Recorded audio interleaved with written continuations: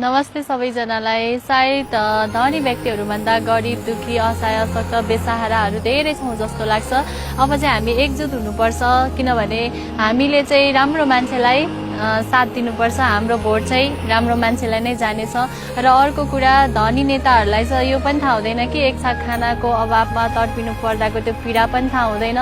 अब सबै सुख सुविधाहरू सहज तरिकाले उपभोग गरिराख्नु भएको छ। अर्काको आँसु पुस्नुपर्छ होइन, दुखी बेसहाराको सहारा बन्नुपर्छ, सहयोग गर्नुपर्छ भन्ने भावना पनि खासै देख्दिनँ क्या। अनि त्यही भएर चाहिँ एकदम सहज तरिकाले बोल्न पाउने होइन, छुन पाउने, भेट्न पाउने, आफ्नो कुरा राख्न पाउने नेता चाहिँ हामीलाई चाहिएको छ। अब चाहिँ विचार गर्नुपर्ने समय आइसकेको छ। त्यसैले जय माटो, तपाईहरू पनि विचार गर्नुहोला। नमस्ते सबैजनालाई। देश विकासको लागि नेतालाई प्रश्न सोध्नु के गलत हो र? जब नेता, प्रणाली र मिडियासँग प्रश्न गरिन्छ तब हामी बलियो बन्नेछौँ र हाम्रो देश बलियो बन्नेछ। आखिर कति समयसम्म पदको लागि, धर्मको लागि, नोटको लागि, मासु भातको लागि आफ्नो किम्ती भोट बेच्ने? यो धन्दा बन्द गर। भोट मतदान गर्नु अघि आफ्नो देश नेपालको झण्डालाई एकपटक अवश्य सम्झिनुहोस्। आफ्नो बालबालिकाहरूको भविष्यलाई एकपटक सोच्नुहोस्। त्यसपछि मात्रै असल पार्टीले तपाईको मत पाउनुहुनेछ।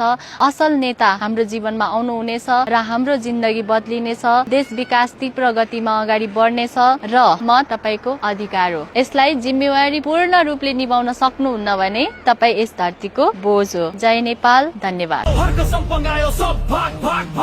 देशको छोरो आयो सब भाग भाग भाग, सत्य बोल्दा बोल्छ सब भाग भाग भाग, सिस्टम नै ढल्छ सब भाग